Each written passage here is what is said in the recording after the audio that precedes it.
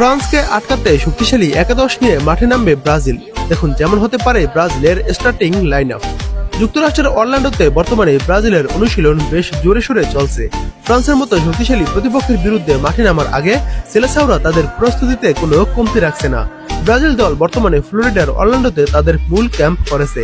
এখানকার বিশ্বমানের সুযোগ সুবিধা ব্যবহার করে খেলোয়াড়দের ফিটনেস ও টেকনিক্যাল ড্রিলের উপর জোর দেওয়া হচ্ছে।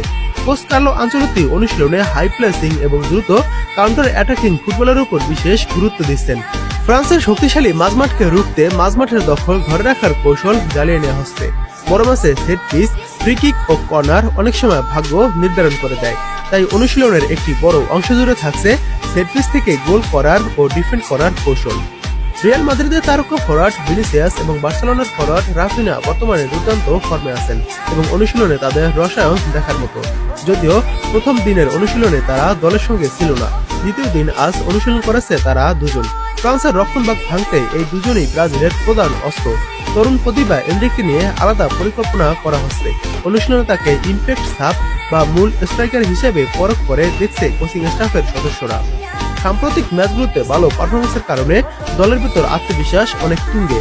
খেলোয়াড়দের মধ্যে একতা ও জয়ের ক্ষুধা স্পষ্ট দেখা যাচ্ছে।